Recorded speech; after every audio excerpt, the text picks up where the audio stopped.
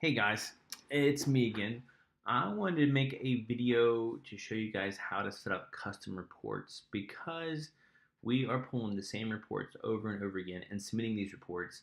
I think it could be more beneficial if you had custom reports set up, but at the same time, if you're going to use some custom reports, you need to know the limitations of them. So let's get started. To create a custom report, we're going to go over here to reports. And then we're going to go up here to the top and click custom reports. Now, I don't have any custom reports created for this account yet, so I'm going to start. Now, to start doing that, I'm going to go to my standard report. I just want to make sure I didn't have anything in there already. If I did, I was going to delete it. I'm going to go to the trial balance first, and because I always like to do the trial balance first whenever I'm checking my work. It's how you check, how close are you? Are you like even close to the answer you should be? And if you are close or you're on the answer, then you check your detailed transaction report to make sure that all your transactions are spot on. Otherwise, it's like kind of going big and then focusing in. If you do it the other way, you're really focusing in before you go big. Doesn't make sense. All right, so here I am in the trial balance. This is where I just finished case 3 of week 4, but you don't need to necessarily pay attention to the name of this. What you're going to pay attention to is what I'm doing right here. I'm going to go to drop down menu, custom, and then I'm going to do the date. And the date for case 1 is 12/31/17 through 12/30 of 18. All right, and I'm going to click Run Report, 12/31/17 to 12/30 of 18. And after I run that report, I'm going to click Save Customization, and I want to call it TB Case 01. I'm not going to put it in a group. I'm not using 15,000 reports. I want to use 6 reports. So I'm not putting it in a group. I'm leaving it here, and I'm going to click Save. So the next thing I do is I'm going to do case 2.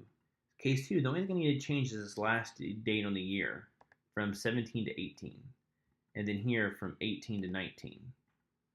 I run the report, and then I can go to the top, save customization. I change this 1 to a 2. So now I have 2 trial balances saved. I'm going to now do case 3, which is 19 to 20. Run report, and save customization. Call it 3. Save. Now, me being anal about the way things are lined up and listed and named and stuff, I could go ahead and just change the name or the report and keep the date the same and then start doing the detailed transactions. But I like to make sure that they're in order. So I just did case 1, case 2, case 3. I'm going to go back to the report list. I'm going to go to the transaction detail by account, and I'm going to start with case 1 again, and that is 12/31/17 through 12/30/18. Run report. Once I run the report, I can save the customization, and I'm going to change the name. I'm going to call it TDA Case 01. Now you can name these whatever you want to. This is just what's going to help you know what these reports are and be convenient for you. So you want to name them something different, you name them something different. But what I would tell you not to change is the dates that I'm giving you up here, because these dates are what you should be submitting for your homework. So whenever I look at your assignment, if you don't have the right dates in here, these transactions aren't going to be the same that I have. You might have them the same in your system, but I'm not going to know that unless you pulled the same report that I'm comparing you to. So I just did case 1. I'm going to change that 7 to an 8, and this 8 to a 9. Run report. Save customization. Case 2, save. One more. Change the 8 to a 9. This 19 to a 20. Run report. Save customization. Change that to a 3. Save. So now I have all these reports saved. Now let's see what we can do with them. So if I'm going to, say I just someplace else, I'll go into banking real quick. It's going to open up my banking. And then I'm going to go into reports. So generally I have to go into reports, scroll all the way down, click on trial balance, then change the date, then run report. And that's painful, especially whenever you're going back to your reports all the time to see if what you did fixed the problem that you had.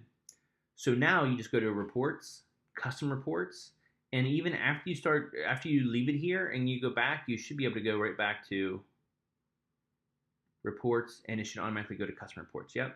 So you do it once and you're good to go.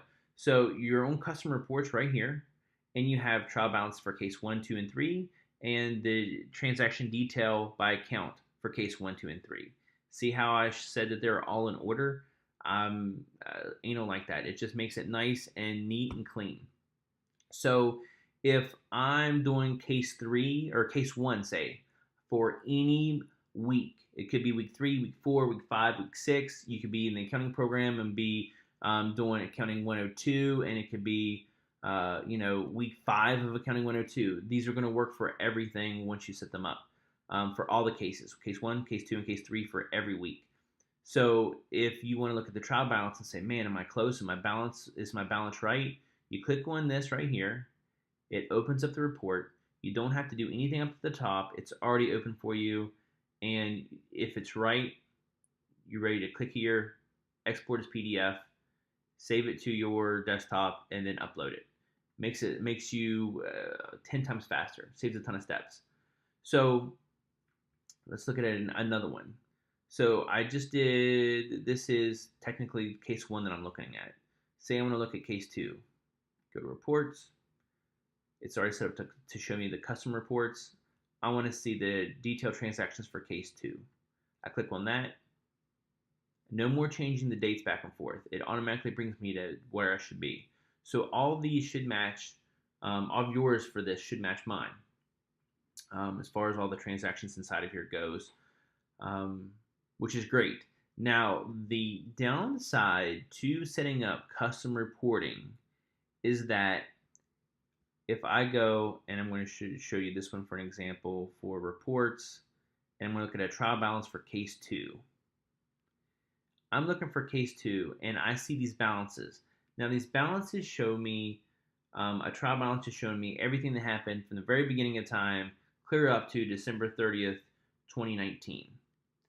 So if I click on this, though, say checking account 1, even though it's showing up on my balance because the trial balance shows you everything that happened up until a certain point, I click on it here, it will not show me any transactions that happened because my custom report is set up to always show me, when I click that button, 12/31/18 to 12/30/2019. So if I ever have to go in and dig in deep by clicking on one of these numbers, clicking on one of these balances here, I have to do one small thing. So say I think my checking's off and I want to check it. I have to click on this, and then I have to change the date. Now for a trial balance, you're going to change the very beginning date to something really, really early. You can even do 11. It doesn't matter. The last date what matters for the trial balance. So now this shows you all the transactions that happened that I've posted up through this point. Now, if you don't use custom reports and you do that, this will default to whatever date it is today.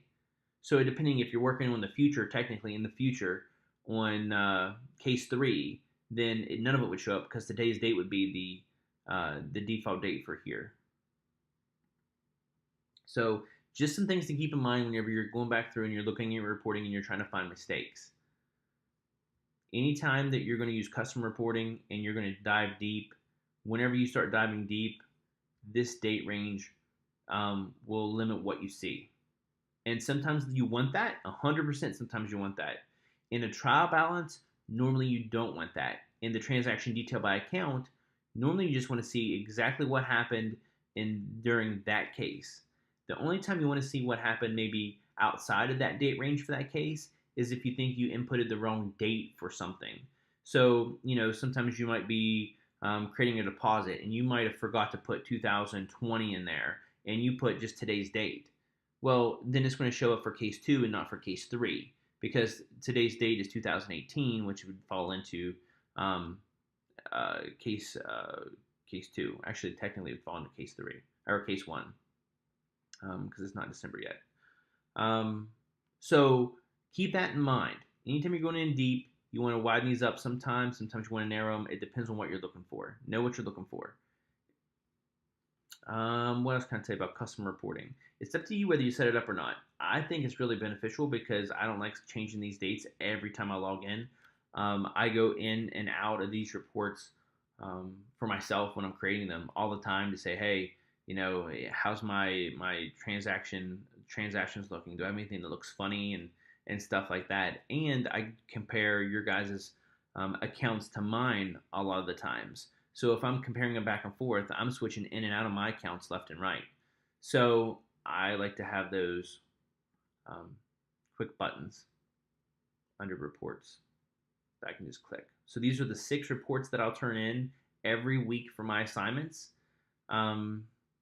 Easily set up. These are the date ranges. Your textbook is going to tell you to submit different date ranges, but I'm telling you right now, that's not what you're going to do. You're going to submit these date ranges because these are the dates for the case. Now, granted, accounting 101 or 201, we might only go up to January or February for our transactions, but when you get into accounting 202, then you're going to start going into different months. And this really comes in handy because it shows you the date range for the entire period of time for case 2. Case 1, case 2, and case 3, actually. These are unscheduled, which means they're not going to email themselves to me at certain periods of time. This is meant to be set up so that on the first of the month, you get a list of maybe your aging accounts. Or on the last day of the month, you get a list of your trial balance so you can see where you're at, see if you need to make any adjustments. Or every week it sends you your cash balance so you know what's been deposited and what's not. That's what the scheduling is set up for, as far as when it says email, and then you can schedule it to automatically email you. But that's what I use custom reports for the class, so that you can easily come here and click on the report that you're going to download and send to me, so that you don't have to keep thinking, what dates is that again? What year was that again? It doesn't change the case name up here. This is all dependent on what you name the company. But that said, if I wanted to print this off and download it because I found an error, this is case 1, right? I'm looking at case 1 right here. So it would be easy for me to click right here, edit this report specifically to say case 1. And now it says case 1. Click here, export to PDF. Portrait mode, of course, and it just downloaded to my desktop. And there it opened up. So now I have it and it says case 1.